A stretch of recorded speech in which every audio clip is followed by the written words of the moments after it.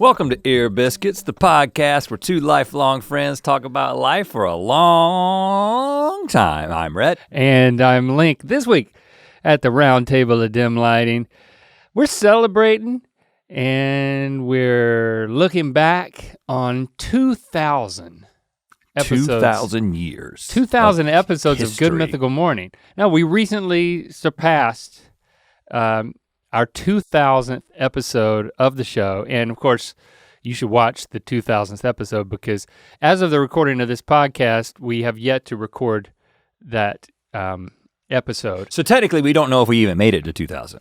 Yeah, that's true. I mean, something could go wrong between here and now. Here and then. This is anticipatory. But if it does happen, maybe it'll be emotional. It'll certainly be special. So, watch that to get the full experience of 2,000 episodes by watching the 2,000th episode. So we wanted to reflect on 2,000 episodes through your perspectives and also our perspective as well. So we put the question out on the internet. A lot can change over 2,000 episodes. Let us know how you have experienced the evolution of GMM and how you have evolved along with it over the years. You might get a shout out on Ear Biscuits. Oh, we're gonna be shouting more out than a shout out. Many of you guys, thanks for all your responses, for following us on Twitter at Mythical and using hashtag Ear Biscuits to converse about episodes and to help us know how to talk about this stuff. What's wrong with your phone? I'm just needing to put it on do not disturb. I get disturbed so much. So I don't want to, I get disturbed twice as much as you. Because you have glasses? What? I don't understand. I'm sensitive to disturbances. Oh. Except when sleeping. So we're gonna read your responses, but then, discuss those, but also kind of talk about how, we're talking about different aspects of the way that you can kind of contemplate the 2,000 episodes and the evolution of GMM from your perspective, and then we will then add our perspective and how things have changed for us. Yeah. Our lives, our perspective on the show, etc. But let's look at the present first. Yeah. I just want to make sure, are you okay? Because I know you've been abandoned by your family. Yes. Well, before I tell you about how I've been faring by myself, I do want to remind you, all the episodes of Ronstadt are out right now. So a lot of people, as I'm recording this, not all the episodes are out. And what I see is people are like, man, I wish I could get all the episodes. Like I just finished that 5th episode and man, I gotta wait a week. Well, if you've procrastinated or if you've just thought, I'm just not really into scripted podcasts. I don't like the sound of that. I don't want to do that. Whatever your voice is that is when you talk about why you're not listening to Ronstadt. I'm sure it would be annoying to me. What I want you to do now is I want you to go and listen and you can binge the whole daggum thing. Yeah, because if you don't like it, you can just get it over with. Because you do need to listen to the whole thing, even if you don't like it. Thanks for all the positive responses. Check out Ronstadt. Yes, I have been alone for the weekend. My family is out of town. What was at least 3 nights, maybe 4. It was Thursday through Thursday night. Yeah. And then I pick Lock up from the airport today. Jesse and Shepard will still be gone for a little bit. But yes, I've been a bachelor. It doesn't make you a bachelor. You don't become eligible. Did I say eligible bachelor or did I say bachelor? It's kind of redundant, right? Why ever say eligible bachelor? Because sometimes you're just a bachelor who's not eligible. I don't That is what you are. You're an ineligible bachelor. I don't know the technical definition of bachelor. If it means single man, then I'm not a single man, but I lived as a single man for a weekend. And this isn't something that happens quite a bit, very often, as a married man. Did you try to contain your excitement as you sent them away? Oh, well, first of all, they wanted me to go with them because we'll talk about this, I guess, next week. We're gonna talk about our respective trips back to North Carolina. Right, because from their perspective, we just took a 3-week break. Right. But from our perspective, we haven't left for North Carolina yet, but yet my family was already in North Carolina. Long story, there was an opportunity for me to go back a little bit early. And things are busy, getting ready for a break. But there's also an opportunity for them to go and you to not. But you don't. Here's the thing about me. Do you come out and say that? Yes. Okay, cool, good. I get the sense that you don't feel that you have the freedom to say that. We could talk about that later. But I soft pedal it. I was very clear about when Jessie asked me, she was like, I'd like you to go. She's like, there's not really anything on the calendar. I was like, well, there's always something on my calendar, baby. It just doesn't always show up. Just meaning that I've always got stuff I wanna work on. Yeah. But second of all, I was like, I could really use a weekend alone. I'll just be completely honest with you. I could really use a weekend alone. I like being alone. I'm an introvert. And so I could do that every once in a while and just give this to me. Oh. She had no problem with that. She understands. And so let me tell you the thing. Let me start by telling you the things that I didn't do. I did not shower. Didn't shower. I got into the pool. That counts. It does help some, but I didn't like soap up. You don't want soap in your pool. When you got in the pool, did you scrub your scalp? No, well, first of all, I wash my hair once a week max. Because that is, in fact, you know what? The latest research is that the people are just saying don't wash your hair at all. I mean, get it wet, condition it. Don't put the shampoo in there though. Really? Yeah. I am doing that though, shampooing once a week. But I didn't do that.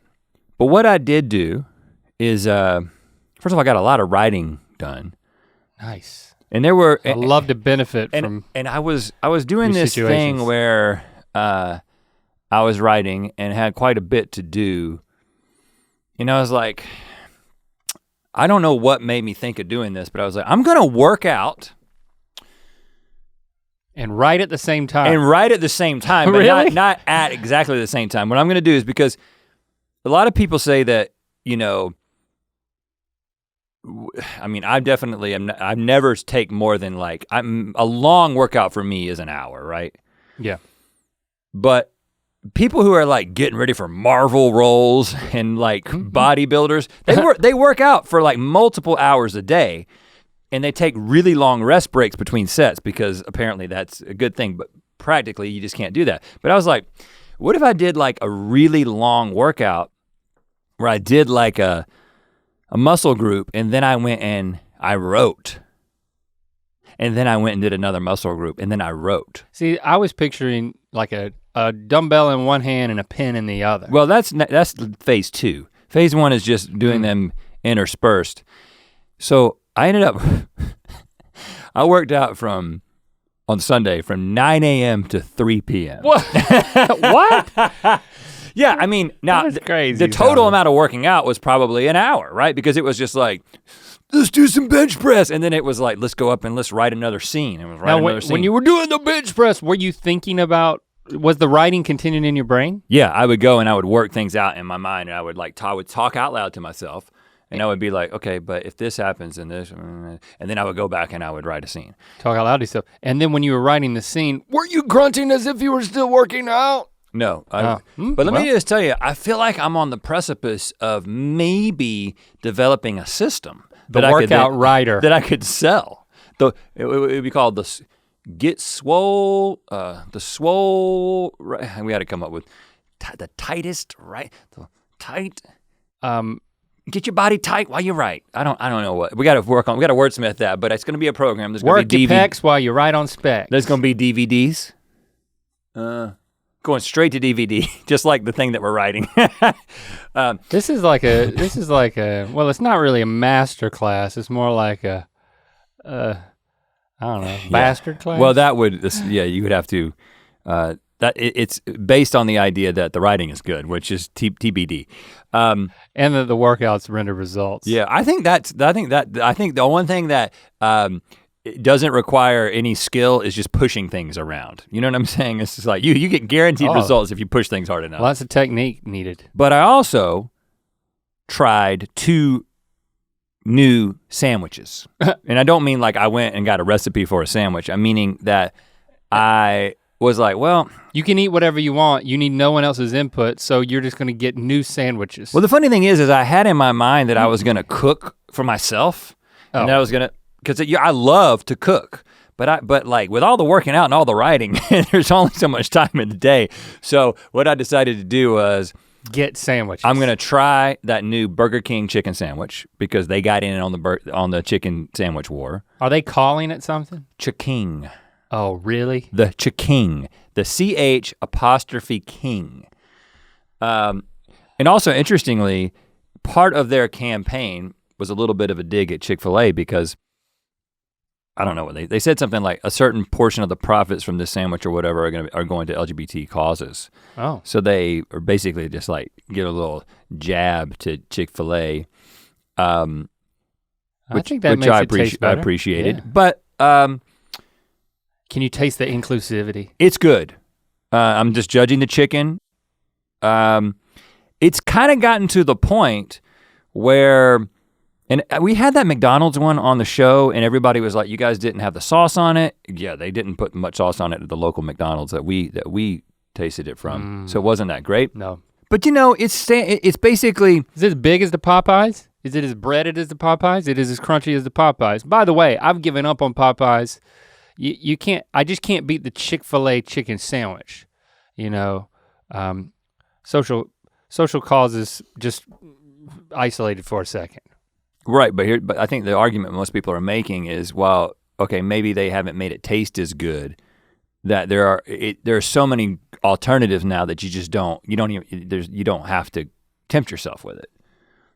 You know, and I think that Popeyes has not had the lasting power, and I have to assume that Burger King hasn't topped it. Burger King got very close to Popeyes, but they're kind of definitively a different chicken sandwich. More traditional, like it looks like it has the same profile as a Popeyes chicken sandwich with the breading. Okay. A sauce pretty that comes big, on man. it. It's pretty big, yeah. Pickles, and you can get the spicy one, but never get the spicy one when you're testing the sandwich first. I thought it was good, but I don't find myself thinking I'm gonna go back and get it. What was the other place? Well, I'm Taco Bell chicken sandwich? Yeah, actually, I'm using the term chicken sandwich loosely because I tried the naked chicken chalupa from Taco Bell, which I don't even know how long that's been out, but I saw a commercial for it. Chicken. It is a taco that has chicken as the shell. And so it's not like one of these KFC Double Down, but a taco. Well, the KFC Double Down was literally just 2 chicken breasts with stuff in between them.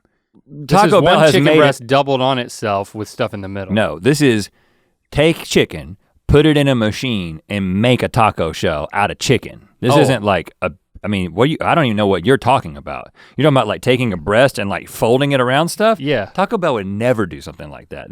So it's a flat bendable nugget that is circular and then folded over like a shell. No, it is a nugget-fied taco shell, meaning that it was flat maybe at one point, but when it firmed up in the fryer, it firmed up in a taco shell. Like it holds its own shape. This does not sound good. Like if I were to take everything out of it, it would just literally be a taco shell that's chicken and other binding agents, I'm thinking. That can't be good. It wasn't bad, but it definitely wasn't, I need to do this again. It was like, okay, that's kind of interesting. And it really is, I guess it's for the low carb folk. Oh. But it's got fried stuff on it, so that's not low carb. It's got breading on it. Gotta say, I wouldn't recommend that necessarily. Because I also, just as like a safety, got the chicken quesadilla. Yep, that's it. Which is always, a good go-to. Always good. It's always good. And I went to the driving range 3 days in a row. Okay, that's good. That's now this mean. might not sound exciting to you, but this is Oh, you mean just standing in one place and hitting golf balls forever and? Well, when you're as good at it as I am, it's fun. And What? Now if you suck at golf is very frustrating. But if you are just grooving it, let me just say, grooving it to the point where a crowd begins to gather. No. Yes. Are you, well, hold on. You're telling me that you were just hitting a golf ball off of a tee and people stopped and watched you? Yes. This is not Pac-Man final rounds. Like it was an exhibition. Okay, now you know me, I'm a big man. I'm tall, I have a big arc, I'm relatively athletic, and I can get some club head speed. And what was happening is, is after 3 days of practice of like hitting a bucket of balls and kind of getting my groove back. Were you like drunk redneck celebrating or something? Like no, but I did I had my hat on and my sunglasses on, all my hair coming out the back, so I kind of look like somebody. Maybe I'm like a golfing personality. You know what I'm saying? Like there are guys on the tour that like have that look. It's like they're like this is the redneck golfer. Yeah. And so listen, I wasn't trying to draw a crowd, but I'm like, step right up and watch me golf. But what happened is I'm getting all my clubs in my bag. I'm kind of getting straightened out because I'm really trying to get, my back is basically better, and I haven't been golfing aggressively for a long time because of my back, but my back is good right now. And so I'm getting my hip turn.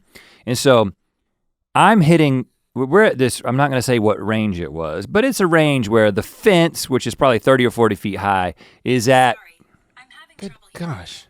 Siri, I wasn't talking to you.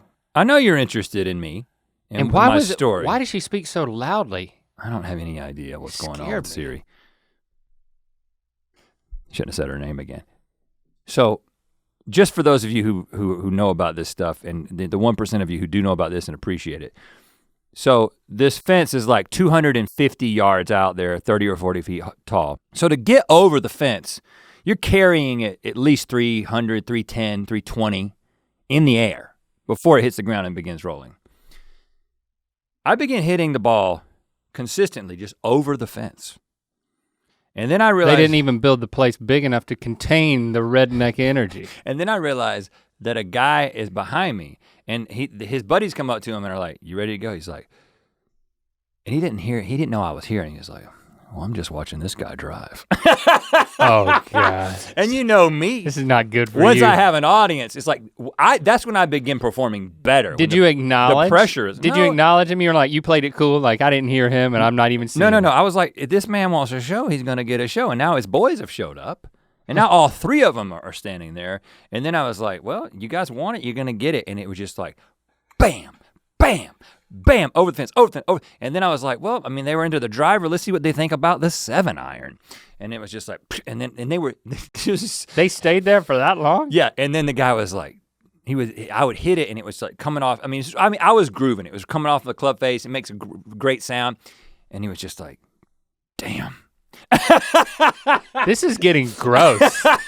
Like, I mean, did they put dollar bills in your waistband? Here's the thing. If you play golf and you know the mechanics of golf, you know how satisfying it is when it's working and how satisfying it is to watch it work. So I'm talking to the 1% of you who care about this. I'm really focusing on you right now. Did he wasn't like biting his lip, was he? Well, I didn't make eye contact with him. I was just listening to him. I never turned around.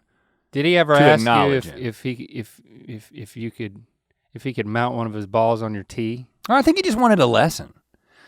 But I was prepared to be like, hey man, I don't teach. I just demonstrate. Anyway, hey, that's a t-shirt. I mean, wear that t-shirt to your Top Golf session. I don't want to build it up too much, but at least Top Golf fire. Has targets to hit. Well, I was picking targets. That sign, over the fence. Were you pointing? Mm-mm. You can't do that. You can't Babe Ruth it out there. No. He would know that you were watching. You never had a conversation. You never acknowledged the audience. No, because I wanted to be in the zone. And I was in the zone. I didn't want to be broken out of it.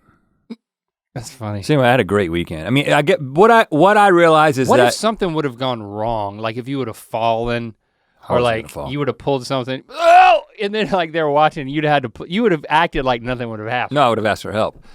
Help me, help But me I just had a glimpse of what, I've been married for 20 years and what my life would have been like if I had never gotten married. It would be no showering, lots of golf, dirty bachelor, eating a lot of fast food and working out and writing and having basically no day or night rhythm. It was like it's just what happens. It's probably not sustainable. Okay. But it was a hell of a weekend. Wow, I had the worst weekend ever. Why? Because I ended the weekend with you celebrating Lily. That was fine. That was great. It was fine that you were there. No, it was great. It was a horrible weekend because our internet went down, which means our lives grinded to a halt. no ability to communicate at our home because our cell phones only work through our internet because we have no cell service at our house. So we were cut off from society. It was like we were camping, but we couldn't even have a fire. It was bad. Yeah, that sucks, man. It was bad. You could have come to my house. I have lots of internet, and I mean, there's a lot of room too. Multiple rooms. I thought about it. I mean, we went to the Creative House one night just to watch something. You know what? The Creative House is a good backup for internet. Yeah. And maybe like the apocalypse. So I'm glad you had a good time, and I left you to it. I was in misery. Internetless misery. Yeah, I don't know how you did it. Okay, let's talk about 2,000 episodes of GMM, but first let's talk about these koozies. I expect that you're very, very excited this is super cool. I love a koozie. Every night when I drink my Topo Chico, I put it in a koozie. Okay, for someone I have a koozie. For someone who's not a koozie person, can you give me the rationale? Is it to keep it cold, or is it to keep your hand It's to from keep being it cold? colder longer and to keep my hand from getting cold, because if your hand gets cold, it's sucking cool off of the drink. So it's an insulator. Yeah. But it's not for comfort, it's for coldness. It's for coldness, so your hand doesn't get too cold. But it is pretty comfortable. And the heat of your hand doesn't suck the cool. We took thermodynamics. Mm-hmm. This is thermodynamics in action, and you get this mythicalized version of a Sprite can. So every time you pick this thing up, you're like, oh, look what I found. Is that legal what we did with this? Yes. Mythical.com. Because it's a parody? Get yourself a koozie. If you want it on a shirt, we can make that happen too. I love it. I love a good koozie. Typically we don't put we've got water bottles in them just to demonstrate. Yeah, that's just weird. typically not. Yeah. I don't endorse water bottles in general. Okay, let's talk about GMM. 2,000 episodes. We're gonna read through a number of responses, and instead of going through and commenting on each one, we kind of have grouped them into a few categories, and we'll just kind of go through and let y'all speak and then speak to it. Let's start with Allie. She said, when I started watching GMM, I was barely 9. Now I'm almost 17, driving, I have a job, I'm going into my junior year of high school, and I've made leaps and bounds when it comes to my mental and emotional health. Rhett Link and GMM are a huge part of that, and I am so grateful. You wanna alternate? Hit the next one. Yeah. Sammy Fox. I started watching when I was 12 or 13 with my dad in the mornings before school. Now I'm 22, about to graduate with a degree in anthropology. What? And I watch GMM and GMM more every morning. My personality has definitely been shaped by GMM. I love this. Elizabeth Tolbert said, when my husband and I started watching GMM, we were just dating as freshmen in college. Now, 8 years later, we're married and we watch it every night after work. Woohoo! Jackson Melvin, I've gone through puberty. That's it, that's all he said. It was a reply to us, otherwise it would just be like a very profound It's like he just discovered it. Update, I've gone through puberty. I've made it through to the other side. I'm still waiting for that to happen. To have him fully drop? I mean, sometimes I'll get a zit and I'm like, is this still residual puberty? No, it's not. Okay, good. Bohemian maiden of mythicality. Said, 11 years ago, I was an awkward youth watching after school, and now I'm a slightly less awkward adult who shares GMM with my 3-year-old son. He has apraxia of speech and makes the ASL signs, R and L for Rhett and Link, whenever he sees the YouTube logo on the TV. It's something magical to have created something so enduring and stable, yet ever evolving and growing, which we'll talk more about later. I hope to teach my son to emulate that in his own life. Congrats on achieving it. Thanks, Bohemian Maiden of Mythicality. Richard Lonsdale. When I started watching GMM, I had short hair, clean shaven, was in my 40s, and hardly anyone had ever heard of my former job. I now have long hair, long beard, in my 50s, and everyone is a virologist, except me. And then his next tweet was, I started watching in early February 2020. Wait, what? Okay. So basically he he was in his 40s, he was like 49. Yeah, now he's in his 50s. And then he turned 50, but is, his hair grew out. His look totally changed because of the pandemic. He did the pandemic haircut thing. This is more of a pandemic change than like an evolution while watching GMM. I think I've actually seen Richard tweet some things about, he's if I'm not mistaken, because he is an actual former virologist. No, he is a virologist. Oh. No, he's not former. He's just saying basically he's not everyone currently is working now. in it. No, I think it's a joke. Oh. Everyone thinks they're an expert on this except for the guy who is the expert. No, he said, have you ever heard of my former job? Oh, former job, you're right. Okay, well, yeah, but everyone does think that they're a virologist. But thank you, Richard. Virologist. Yeah, however you say it. Robin tweeted, I've been watching y'all since 2015 and you raised me when no one in real life was. I'm now 18 and just graduated, living on my own and still wake up and watch y'all every day. You are also the only reason I have Twitter. Oh, well, I guess we're the only ones reading this. I assume you don't have anybody following you. Maybe you have people following you. I don't know. Let's leave that out of it, Robin. Leah began watching daily in 2013 when I had 2 children, aged 2 and 3. In the time since then, I've gotten married, adopted 4 cats, had another child, and the oldest, who was born the same day as Lando, is now heading to middle school. Wow. It is so crazy to hear these responses of people and how much their life circumstances changes, how much they changed as people, going from being in grade school, weathering middle school to being in high school, going from being in school to graduating high school, going off to college, like dating, getting married. I mean, we're at the top of the year, we're gonna celebrate, it'll be the 10-year anniversary of Good Mythical Morning. So we're at like 9.5 years to get to 2,000 episodes. And it's quite a phenomenon that, being on the inside of it, like from our point of view, like looking out at this, it's so nice to hear because I just, and it's nice to stop and celebrate in this way and think about how much has changed, how much people go through. I mean, you talk about puberty, people sitting there watching and becoming adults. Well, that's the thing that's so interesting to me. And again, very little of what we've done has, I mean, a lot has been strategic, but a lot has just been what we thought we wanted to do, right? And when it came to the show and the direction of the show. But whenever everybody asks us like, okay, well, who's the show for? And we never have a real great answer for that because we're like, the audience is very broad, and that seems like a cop-out when we say, well, sometimes the family will come up to us and we don't know who's a bigger fan, the kid or the parent. And the funny thing is in so many of your answers, and lots of ones that we just read, there's something very cool, and I'm not taking credit for it. I'm saying it's just, we kind of stumbled into it, that we created a show that you could grow up watching and not feel like you were growing out of it.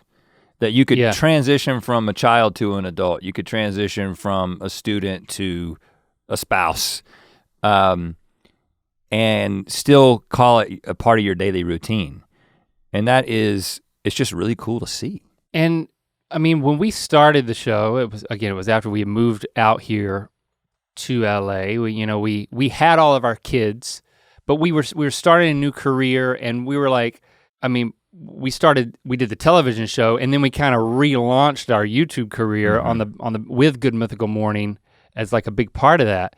But we've changed a lot as well, even though we were already married and in parents, and but the kids were so young, and now the first few episodes, the first few seasons, we would have all these stories about our lives, like learning to live in Los Angeles, taking these kids to play dates in the park, and like the stories from Christy and Jesse and everything that they were going through. It's like we were sharing where we were in our lives at that point with GMM being so conversational. And then, I mean, a lot of the conversation has shifted to Ear Biscuits, but so much has changed about us. I mean, look how much older I've gotten. Look at this gray hair. I think the reason we were when we were committed to developing an audience on YouTube at that time, I think our instincts said we have to reach a younger audience. And we had been doing that since the beginning of YouTube. We were always older than everybody else, give or take. We were always the old guys. Who was getting traction on YouTube and developing an audience. So we knew we had to reach people younger than us and really embrace that side of ourselves. Well, and I think there was a time, and there was a few conversations about this. And I think a lot of it was precipitated by you deciding to stop dyeing your hair. Which was relatively late. But so many people, so when we had conversations with people, what we noticed, especially when we had like conversations with people who might be considering another project or like somebody who was in marketing, maybe brand that we were gonna work with. Whenever we told them how old we were, they were like, what? They always thought we were younger that than we were probably in our 20s. Even when we were in our late 30s, they thought we were in our 20s. And we felt like that was an advantage. Yeah, and we were like, well, okay, we gotta work on YouTube. We gotta hold on to that. But then there was as the relationship developed between us and you guys and the way that sort of entertainment and especially, social media and YouTuber relationships with fans have evolved and it's become much more of like a family and there's a much stronger connection than there was when we started. We just started seeing the way people would talk about us as dads, often like making fun of us, whether it was dad humor or you guys are my internet dads. We were not hiding our age as well as maybe we thought we had to in order to be as successful as we were. Yeah, and again, maybe that's not as much of a key. And it wasn't as, again, I don't wanna overstate, It wasn't like, oh, we can't let them know how old we are. Like we were fine to tell you how old we were. We just thought that if you thought that we were younger, then that was probably an advantage. And especially I think there's been a the gray shift. hair thing. That was like that decision point. I mean, I think we did have this discussion, but it was kind of like, come on, who are we kidding? By that point, it's like I can't carry on with this dye job, and I think it looks horrible. I didn't think it looked bad at the time, but of course, in retrospect, looking back, it did. Like, it's very dark. Yeah, I just cringe. I did it myself. Yeah. Like, and I would get. We always did our help. own hair for some reason. There was a couple of times, like maybe 4 times, that I went to a shop. I went to a real trendy Silver Lake stylist, and he colored my hair. Did he tell you like, you've been doing like just for men and like why? He was a soft-spoken dude, very nice, and he wasn't too opinionated. But I had confidence, like he's the guy who gave me my my new haircut. Oh, got it. This is before we met Anna. Right. Who helps shape our coiffs now. Yeah. So yeah, he cut my hair. It was at, the place was called the Foxtail, I'm pretty sure. Something like that. It's got a tail and a fox in the title. So I trusted him because he's the one who like gave me my new hairstyle. Boy, that was a big risk because it's like I need to get rid of this boyish hairstyle. But then when I was like, you know what? I'm tired of coloring my hair myself. You can do a better job than me. Then I realized I just didn't like sitting there and people walking in and out and seeing me getting my hair colored. Like I just didn't like that experience. Like that's why I wanted to do it at home. But then, yeah, once I was like, I can't keep this up. It's going to have to change. And then we had the conversation, it's like, who are we kidding anyway? I mean, it's like, this is actually being more of myself. I need to embrace this, and it's not gonna impact, are people watching because they think we're younger than we are? Because if they are, if we're holding on to that, then that will go away. Yeah, it's like we need to rip that Band-Aid off. Well, because you talk about your hair, which I mean, is obviously different. But definitely, especially as we've gone back for the Mythical Society and we've done these react to the early videos, I don't know when it was, but for the longest time, if I went back and watched an early Rhett and Link video, I kind of was like, I basically look the same, but my hair has changed. But over the past 3 or 4 years, every time I go back, I'm like, man, I was a baby. Like, I don't know, I can't- Your face was younger? I can't tell you what has changed about my face. I couldn't specifically point it out, but I'm like, that face is young and this face is old. You know what I'm saying? It's like, you begin to, and I think that, we'll talk about this later as we're gonna hear from you guys about how your, the show has been a part of your life change, not just in the stage of life, but it's just who you are. So we'll talk about that personally. But like you said, I think that one of the cool things that's happened over time is just us embracing who we are. So part of it is, yeah, I'm 43. I'm gonna be 44 in the fall, and that's who we are. We are dads. We literally were dads when we started, but we could be a lot of your dads, and that's kind of part of it, I think. Yeah, I definitely remember that. I always had this fear that like, when is this success gonna run out? And if there's anything I can control to prevent it from petering out, I wanna do that. And it wasn't that I thought that people thought we were young, but I didn't know for sure. I was like, if this is one of the factors. If my hair goes totally white, it's like, what? Why would you watch that guy? Mm-hmm. It's, I was like, I don't know if this is gonna be a factor. We'll find out. We'll find out, yeah, that's right. But I'm just glad that we have such a wide range of people watching, because we stopped just catering to a younger audience. And as we talk about the evolution of the show, we came into more of our own, we came into more of ourselves completely. And I think YouTube started to gain more, older people would watch YouTube. People who were more of our contemporaries, would go to YouTube for different things and discover our show and realize that, hey, this can be for me if I'm, if I have kids, if I'm older, if I'm retired, if I'm a retired virologist. And the funny thing is now YouTube as a medium feels kind of old.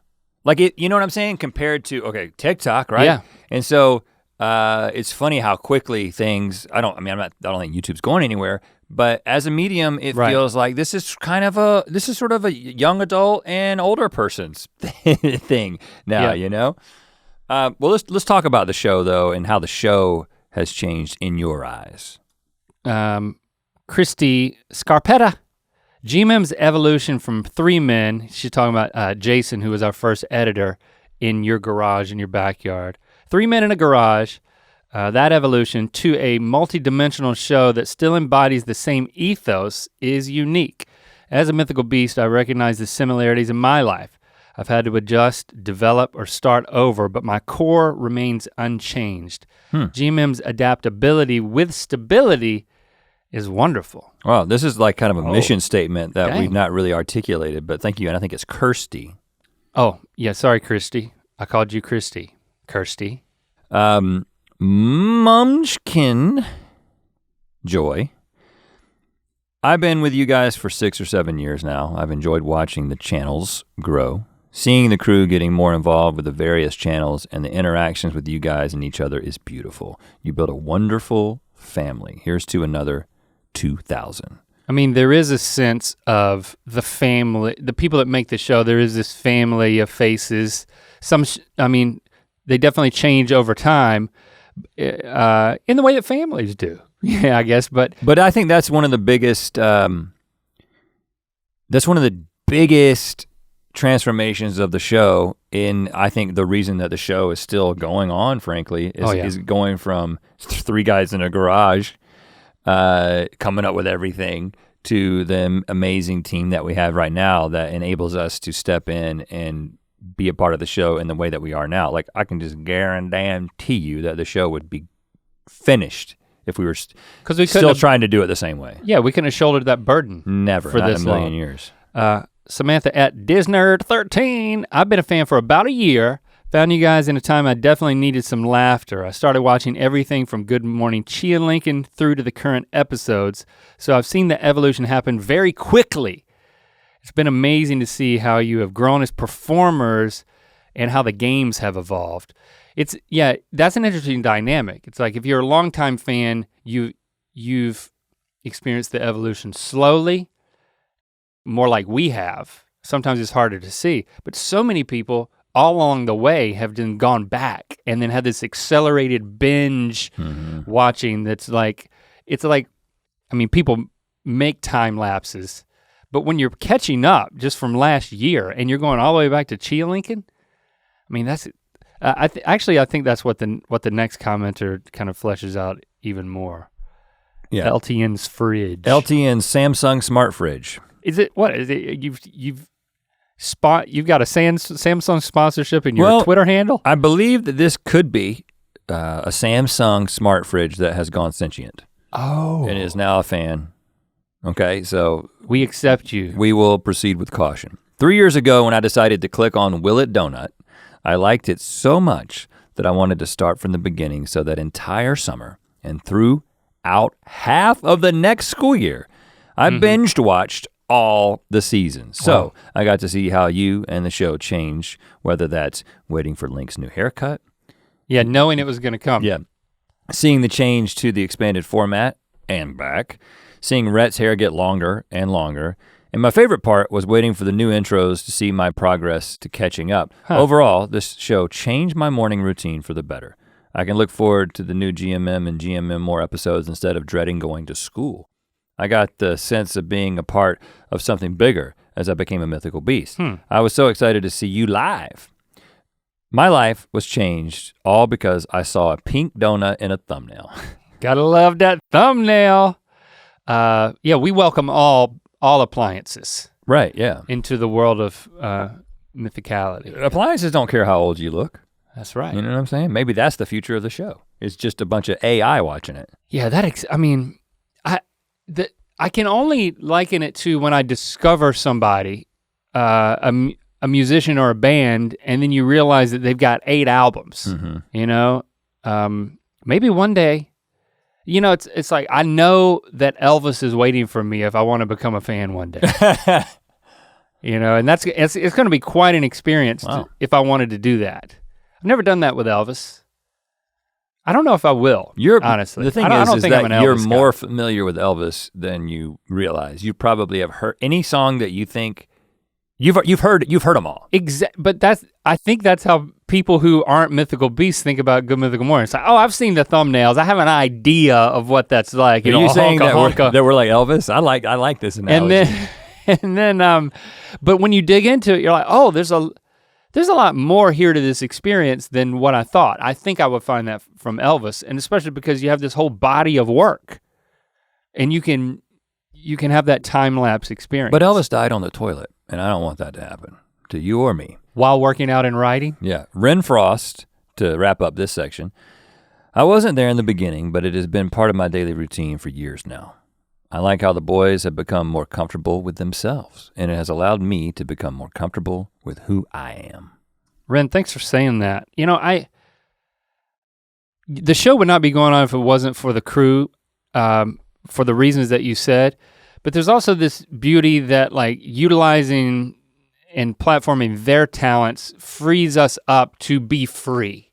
And I think that, you know, the thing that we've learned over the course of internetaining is how valuable being yourself and really putting yourself out there and inviting connection in that way for people to relate to you and know that you're being real is something that I think we were slower to evolve on that front than a lot of other successful YouTubers because we were so focused on what it was we were creating early on. And then we made a strategic decision with Chia Lincoln and Good Mythical Morning to platform our friendship and our conversations.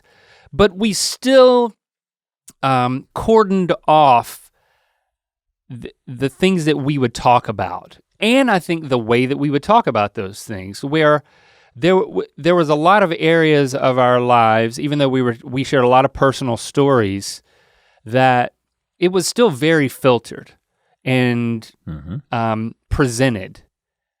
And I mean, I look at us now, and the things that we talk about here on Ear Biscuits, it's just like this is just what I'm gonna tell you what happened. You know, my filter is a lot lower. You know, Christy still gets on me. She was like, you know, you don't have to share everything with recent episodes. But you know, it's just trying to find out. I enjoy the freedom of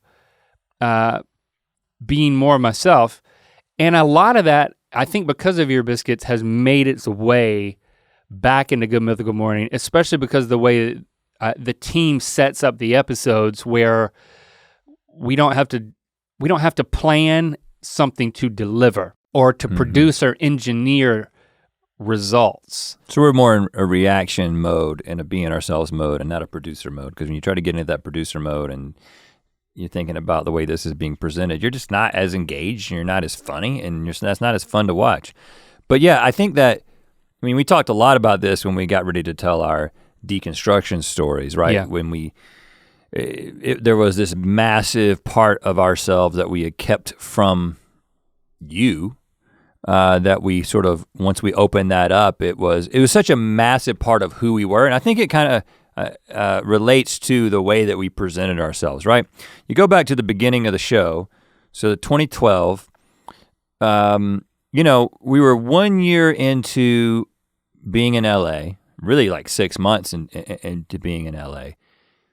From a spiritual standpoint, where I was at that point was, I basically had a full-on crisis of faith, right? But I was still calling myself a Christian and still kind of believing that there was something in the sort of broken down pieces of my faith that I could assemble into something. I was still going to church, still call myself Christian, that kind of thing.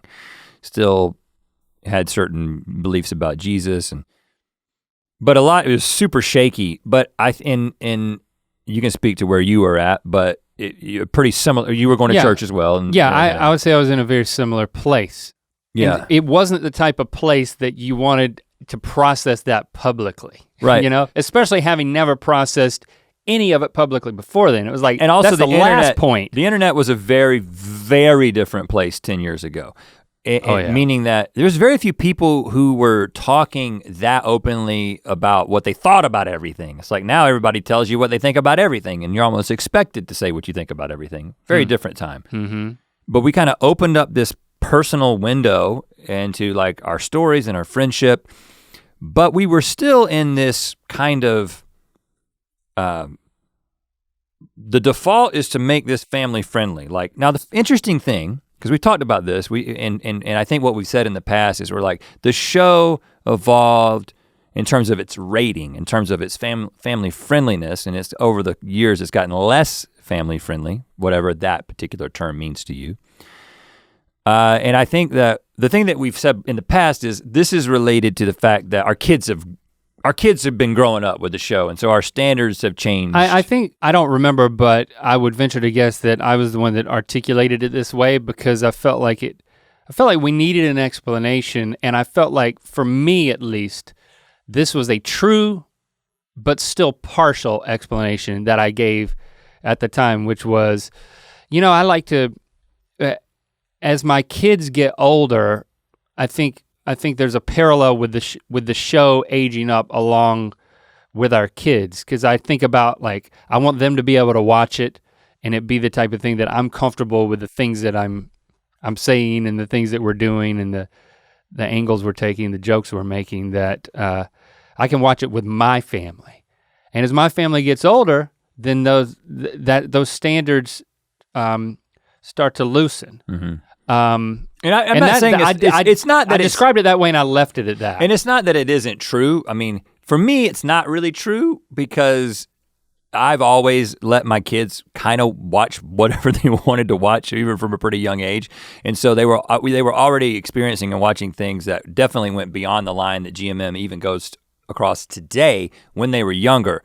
So there was an incongruity there for me, and also one of the things I don't think we've ever shared this, but like, even when we were Christians, even when we were like neck deep in evangelicalism, our personal unfiltered conversation with each other was, I say, 90 to 95% identical to what it is now in terms of how much we curse. Yeah. Like we've cursed our entire lives. There wasn't a time in which in my private life with my best friends and with my wife where I didn't curse, right? And even in front of my kids quite a bit.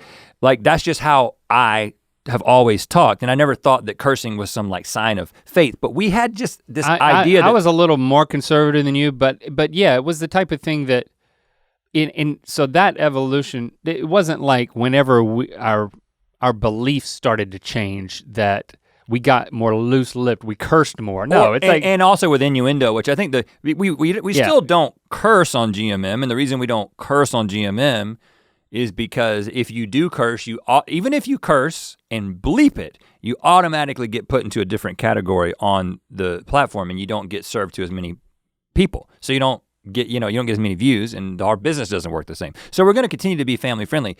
But when it comes to the innuendo, the jokes that go over the kids' head, we've always been super innuendo heavy in our just conversations with each other. Personally. Absolutely, yeah. I think what you're seeing on GMM now is how we would always joke amongst just privately amongst friends. But now, I mean, like Ren was saying, we're more comfortable being ourselves on camera. Yeah. And so that's, a more honest reaction might sometimes elicit a shit that then I think they had to cut around a few times because like we're actually so comfortable behind the desk, and not just in Good Mythical More, but especially in Good Mythical More, that we're reflecting who we've always been in that way. Yeah. So it's not so it's just an evolution of how we're presenting ourselves.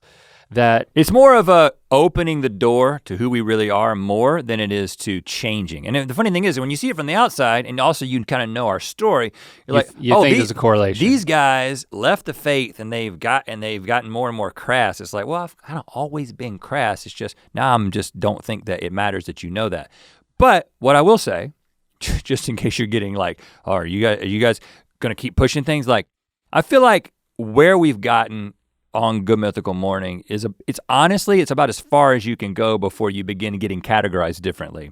And so right. I think that we have no desire to go any further. I think that there's the right amount of innuendo. On Good Mythical Morning and Good Mythical More, but maybe there's an opportunity in other venues for that, and that's intriguing. But for GMM, I think we dance a little bit around this line, and like sometimes we're still pulling back. We're not just pushing. There's we're pulling back from some things. It's like, you know what? Some jokes just end up being distasteful. We're not trying to provoke. Like, okay, that butt chugging joke thing was like, okay, if I had to do that over, I wouldn't do that again because it was, okay, we can pull back.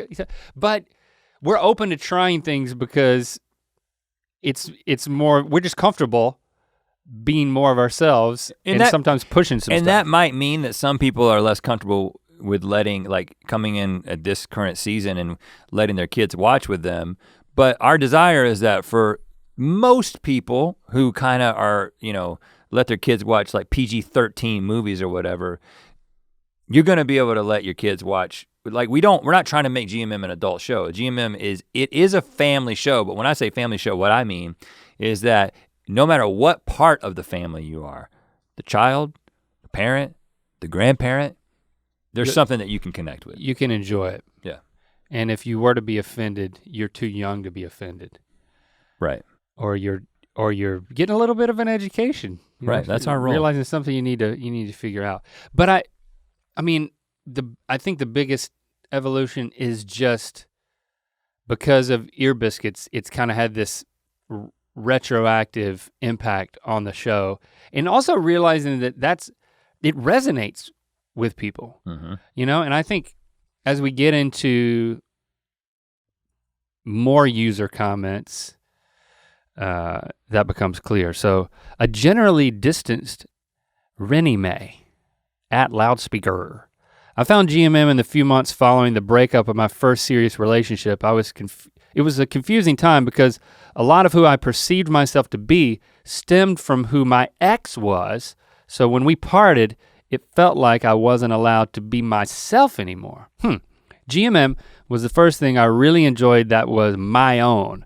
It taught me that it was okay to be weird and that I was allowed to like whatever the heck I wanted to like, that being myself was absolutely fine. It led me to find other things and people that I really enjoyed. Further to that, seeing GMM go through its many formats taught me that it's fine to try and fail so long as you're moving towards something better. These days I'm happier and by no means perfect, but I like to think I'm constantly moving towards something better. Thank you for that. That was a 3-tweeter. From Mythical Peach. I started watching in 2018. I was on disability leave because my anxiety had worsened. I was so depressed. My daughter suggested I watch GMM to give me something to smile at. It worked. I immersed myself in all things mythical and life started to have color. Fast forward 3 years and I'm at a fabulous job doing wonderfully, watching every mythical thing I can get my hands on. I credit Rhett and Link with turning my life around by showing me daily the funny, weird uniqueness that is them. Love you guys. Well, listen, I appreciate the compliment, but I'm not gonna take that credit. We're gonna give that credit to you for the changes that you've made in your life, but we are glad that GMM was a part of it and that we were along for the ride. Yeah, that's awesome.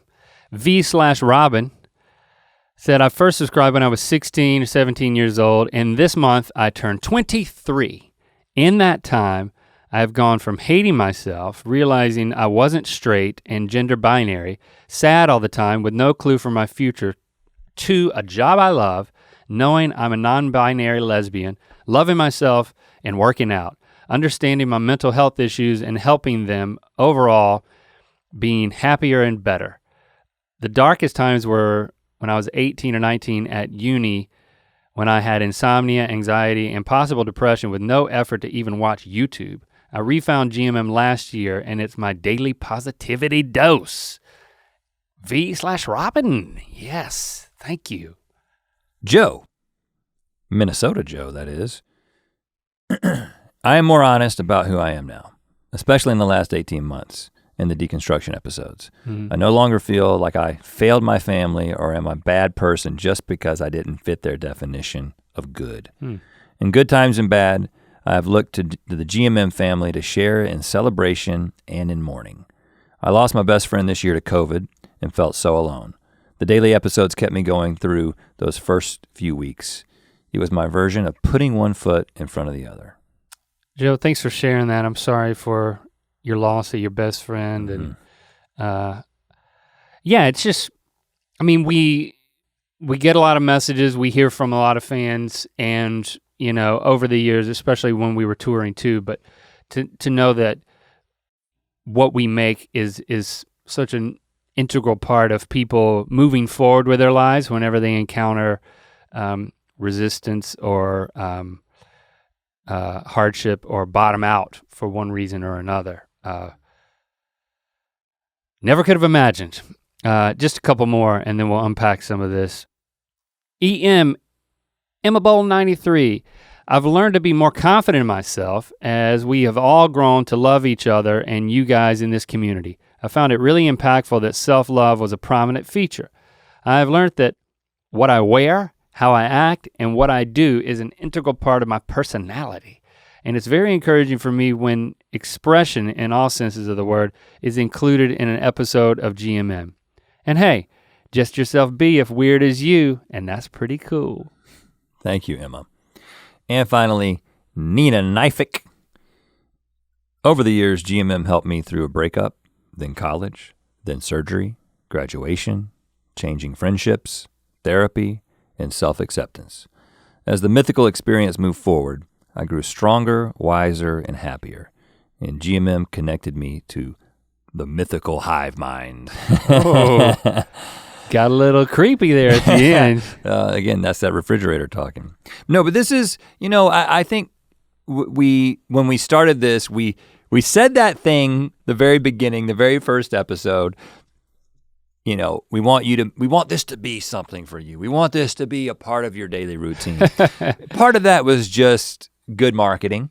You know, it was just like we want you to see this in this way because because we're gonna keep giving it to you. We're gonna give it to you the same time every day. So many decisions that we made, again, they were made because we just kind of figured, seems like something that's not happening on YouTube is a reliable show. Like people are getting content. Some people are doing it daily, but you don't know when it's gonna upload. You have to go to their Twitter to see when them say, oh, 17 more minutes and it's gonna be up. Yeah. We were like, reliable. Can we make something that is dependent in the same way that you can tune into a television show that you like? So let's upload this thing at 6 a.m. Eastern Standard Time every single day without exception.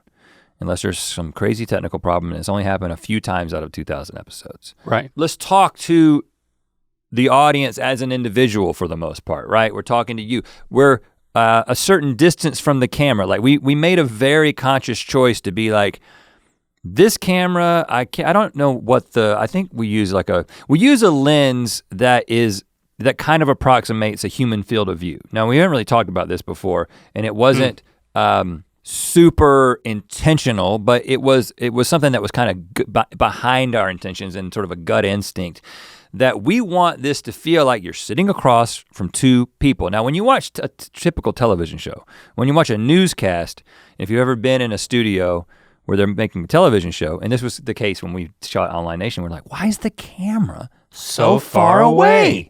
Like, why is the camera 30 to 40 feet away sometimes on Online Nation? Well, that's because, I mean, for the newscaster thing, you know how would you meet the newscasters at the state fair? I mean, I'd wait in line to meet Greg Fischel, the meteorologist. I'd wait an hour to meet that guy, multiple years in a row. And then you get up there and you're like, I'm close enough to shake his hand, and that's too close to a meteorologist. Right. That's too close to an anchor.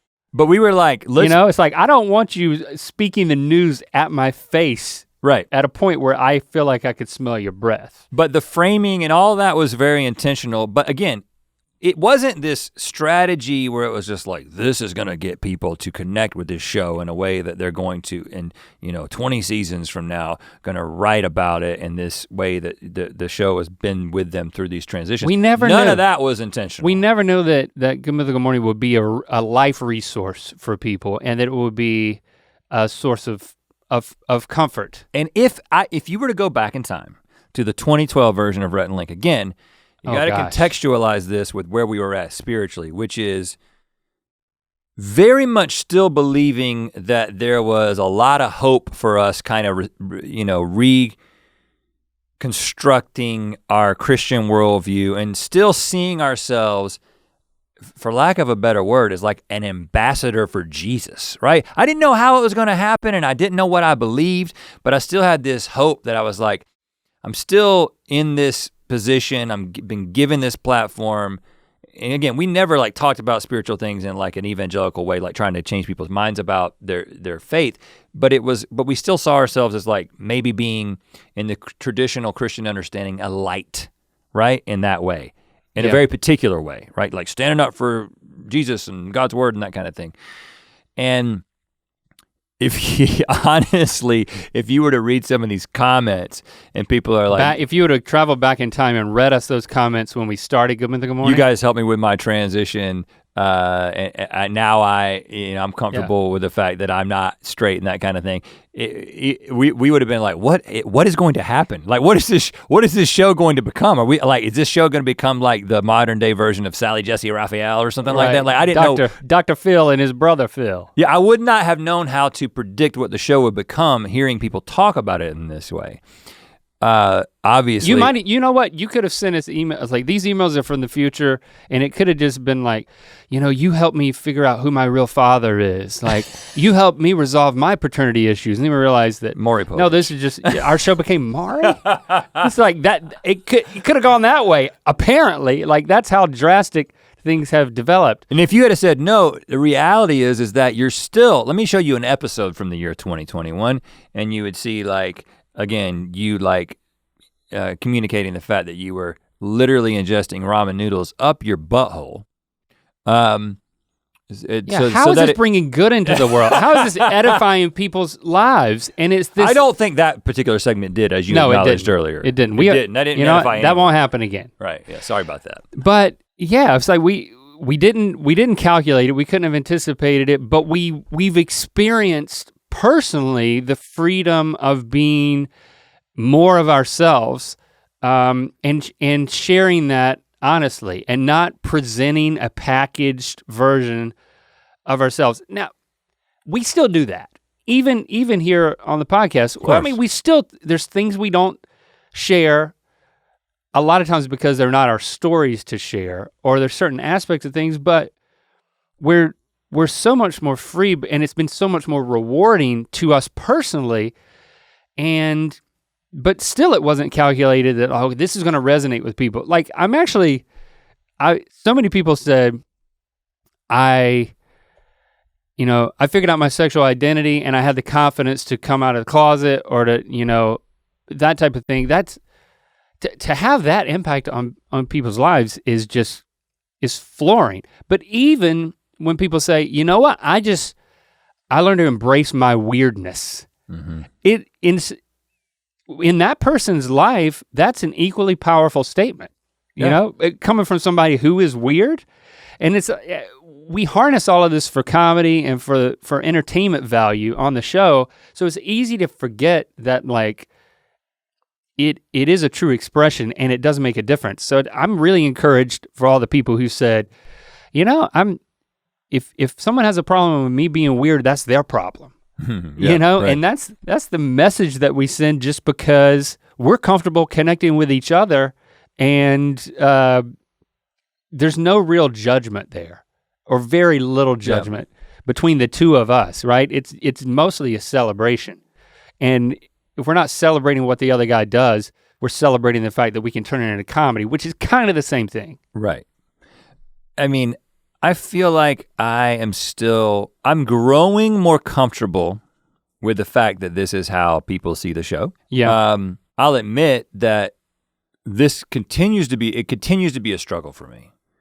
I think that for a couple of reasons. I mean, one, there is just this, in the same way that any normal person who did something that wasn't necessarily designed or intended to help someone, and then you hear that it did help them, there's just a human sort of like embarrassment about that. You know what I'm saying? Like, I think that most people are just a little bit like, oh man, I didn't mean to help you in that way.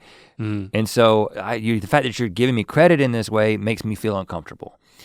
But then I think there's a second part of it, which is a lot of this kind of goes back to the core of my personality, the way that I think about things and the way that I think about entertainment, and many of the reasons that I got into the entertainment business, because I'm a performer, right? I'm trying to create things that sort of give me a sense of self-worth. We're not gonna go back into the Enneagram episode. If you wanna listen to it, if you haven't, you should, but just the idea that I'm much more comfortable with people connecting with things that I sort of do as a performance, right? Like, it's like, okay, well, we have a song, we have a music video, we have a sketch, and you enjoyed that creation. The achievement. But when you start talking about how, no, the thing that you're actually connecting with is me as a person, with you as a person, with the two of us and our friendship, and you're kind of moving beyond the performance and the things that we're trying to put out there and the things that are very designed and curated, and you're actually bypassing that. Not that you don't enjoy the stuff that we create, but that you're actually having a more thorough and deeper connection with us as people. Mm-hmm. That feels like something I can't control. You know what I'm saying? It feels like something that I can't manufacture. It feels like something I can't go into a room and conceptualize something. It's just like, no, you're actually just connecting with us as we connect with each other. And that's just something I am continuing to grow more comfortable with as more and more people articulate it. But I'll be honest with you that it's not a natural thing for me to be okay with that. It's kind of akin to accepting unconditional love. I mean, I don't know that it's, well, at a certain point in a relationship, yeah, there is this unconditional love that, someone you're bonded to would have, and then sometimes that's maybe difficult to accept. I think it has been nice to know that, like, the more that I just embrace my weaknesses and call them uniquenesses, so to speak, it's like I discover that I'm accepted for and celebrated for being myself. It's like, okay, so a casual viewer may think I'm just an idiot, but a committed mythical beast will celebrate. It's like, you know what? I want to be more like that, in the sense that I might not want to say that exactly what he said or do exactly what he did, but the spirit behind it is something that people celebrate. And it is a freedom that it's like, oh, these mythical beasts know enough about me that, like, I feel safer being myself, even though I know that there's a risk that something might come out sideways, because I know that I'm understood more. So for me, it feels like it actually feels more safe. Oh, I definitely feel way safer and way more comfortable than I did 10 years ago. I think the point I'm making is that there's still this, there's a weirdness to it. Not in the weirdness that you were just talking about, but like there's this thing where even in something as simple as, again, we don't know whether or not, we don't know how emotional we're gonna get in the 2000s episode because we haven't recorded it yet, but we have obviously demonstrated that both of us have the capacity to be emotional on the internet. And if you think about like, okay, like when we recorded the episode where I got emotional, the most recent one talking about Jesse, right?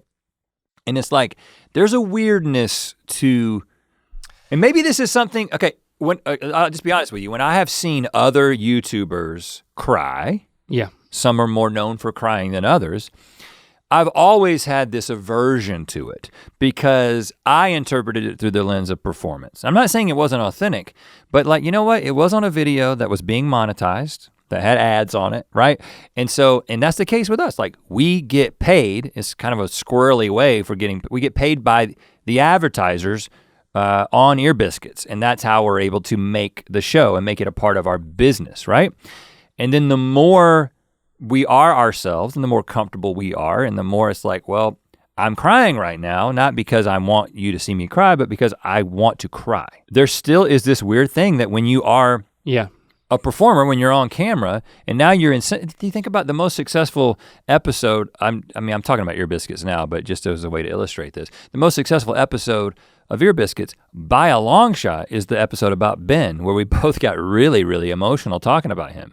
And so then if you're only listening to the smart fridge out there who's telling you how you should react to the reaction of the audience, the smart fridge would say, you need to cry more, talk about Ben more, you will get more views and more money. You know what I'm saying? Yeah. It becomes this, I don't know how well I'm articulating this, but what I'm just basically saying that the more real we get, the more ourselves that we are, and the more that people respond to it, it gets very weird for me because I see what we do still in a performance context because the more people watch, the more money we get and the better our business is. Do you know what I'm saying?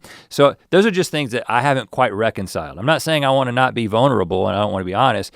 It's just weird when you put yourself out there and you are accepted.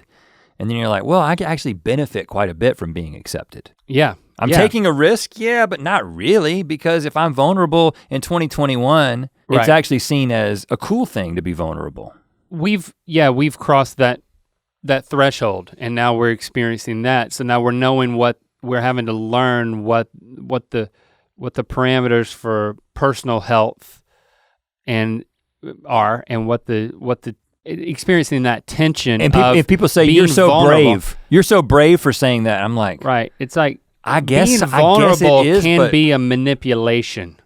Right. So it's so that is that's the trap we don't want to fall into. Yeah. It's like you want to be honest, but you don't want to be dishonest with your honesty. Like if I do a tweet, sometimes I'll do a tweet thread that's especially serious about something that I'm passionate about. Yeah. And then 95, and the reason I'm doing it, honestly, the reason I'm doing it is because I hope that there's a Rhett out there, me from the past, and I'm trying to talk to that Rhett, right? I'm saying, hey man, go ahead, come on over because these things you're holding on to, it's not where the life's at, man.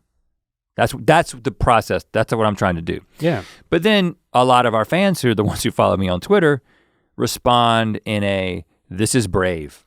Thank you for saying this. Like, and I'm not saying it doesn't help them, but like it makes me uncomfortable because I feel like I'm being rewarded for my vulnerability when I'm literally just trying to say something that will get somebody to think a little bit differently. Right. Does that make sense? Yeah. And so GMM, now first of all, this is much more prevalent on Ear Biscuits.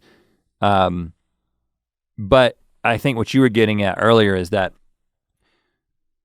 all of this thing that's happening, all the stuff that's happening across all the Mythical properties that might be most concentrated in Ear Biscuits, it's spilling over into the way that we approach Good Mythical Morning and the comfort level that we have when we're on camera. We may be doing something really, really stupid, and we're not gonna suddenly make Good Mythical Morning into something where we're talking about political or religious things, because we're trying to give you a break from all the bullshit and all the conversation to just have a laugh.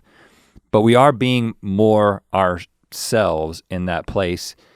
I don't know, I mean. And we're getting better at giving ourselves over to that. And that's a performance technique to say, with cameras here, with crew in the room, with plans being made and producers' expectations and our own expectations, we're learning to just go into a flow, an artistic flow.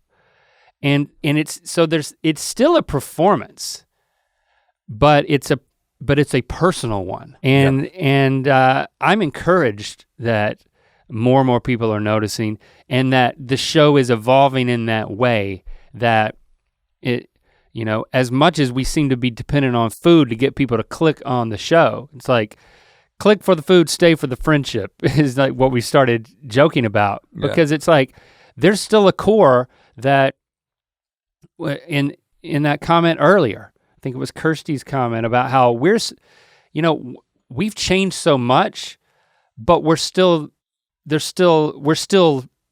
who we are.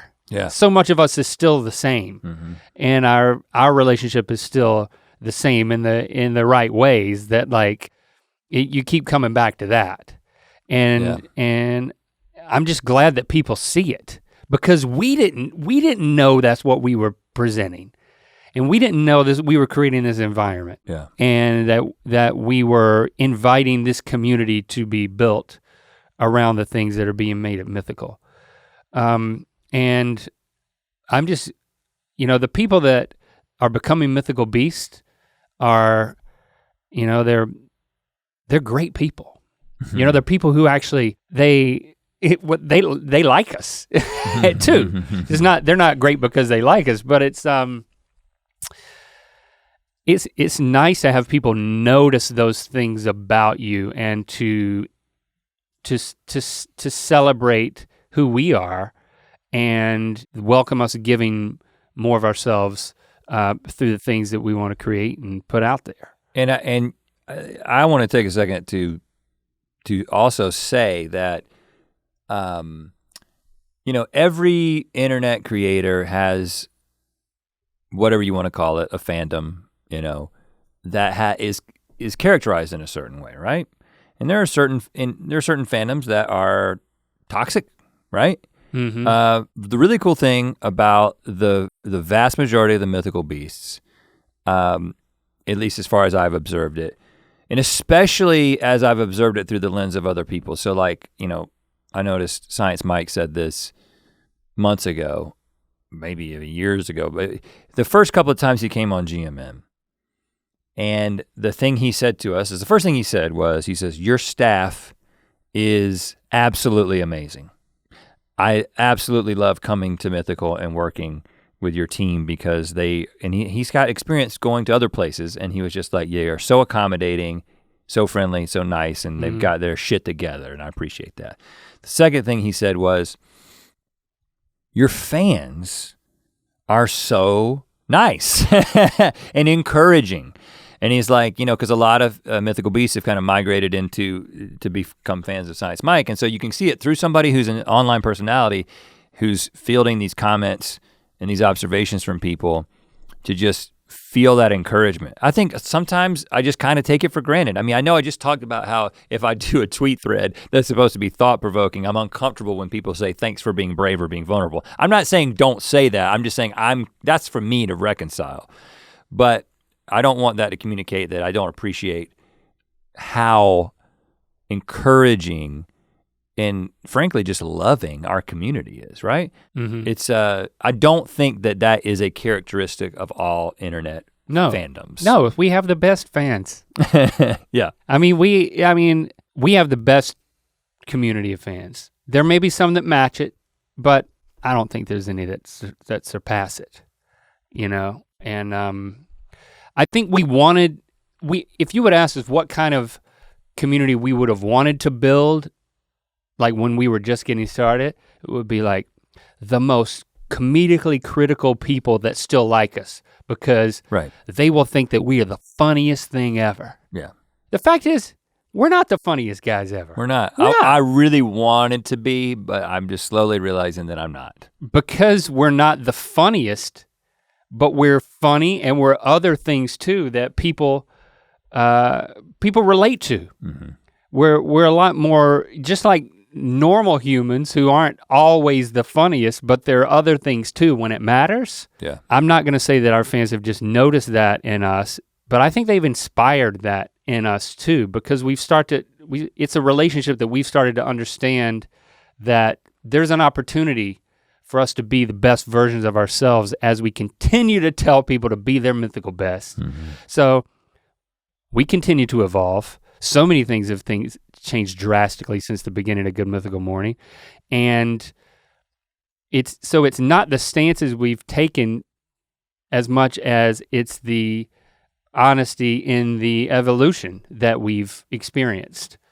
As individuals, as friends, and also as a community.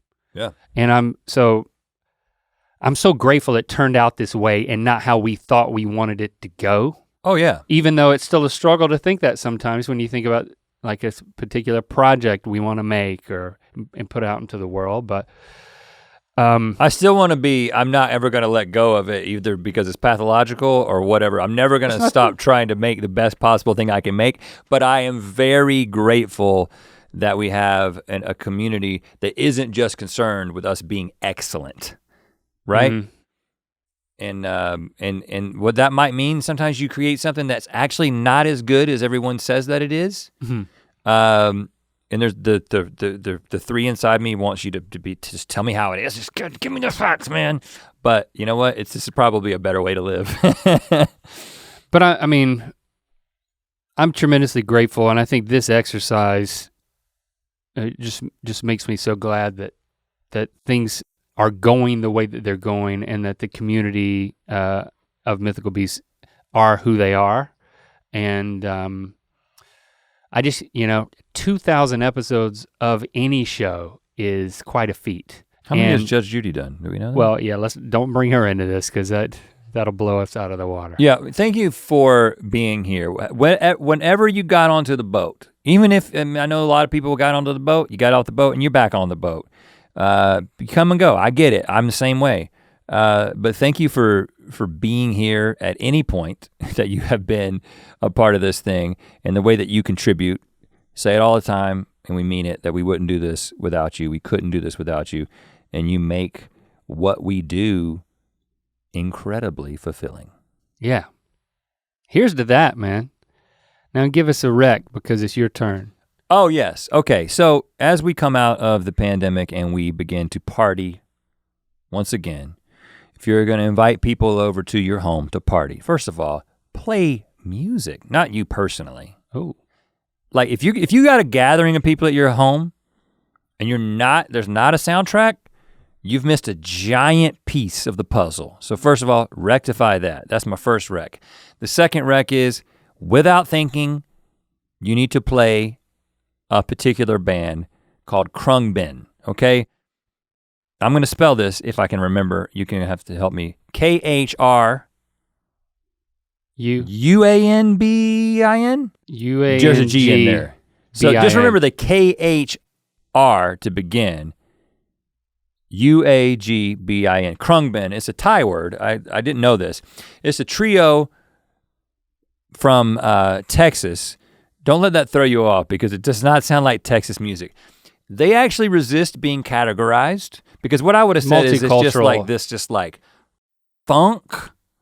It's just this groove. They're always in this very intoxicating groove, and every single song they've ever made, without exception, is something that you should have playing during a party. Did I introduce you to them, or did you introduce me to them? I definitely found them independently of you. I don't know if I introduced them to you, but I found them independently.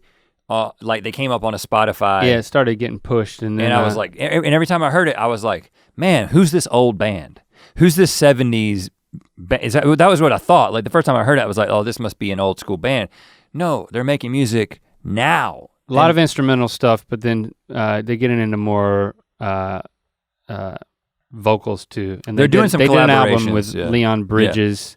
The Paul McCartney album that just came out, they got a song on that. And it sounds like a Khruangbin song, and it just has a little bit of Paul McCartney vocal. It doesn't sound the other way around. Yeah? Well, they did it the right way. And then, for my party, for my hangout party, like that's all we listen to. We put that playlist on. And the funny thing is, I kept asking you, I was like, is this still them? Because I would just do like Khruangbin radio, and so it'll keep coming back, and then it'll start mixing other bands in. Only them. But it was only them. Yeah. And I was like, how many songs can you have that are just amazing? Khruangbin. All right, hashtag Ear Biscuits. Next week, we're gonna get into the longest trips back home that each of us have taken since moving out to Los Angeles 10 years ago. 3 weeks in North Carolina. We'll catch you on the flip side of that. Hashtag Ear Biscuits. Let's celebrate 2000. To watch more Ear Biscuits, click on the playlist on the right. To watch the previous episode of Ear Biscuits, click on the playlist to the left. And don't forget to click on the circular icon to subscribe. If you prefer to listen to this podcast, it's available on all your favorite podcast platforms. Thanks for being your mythical best.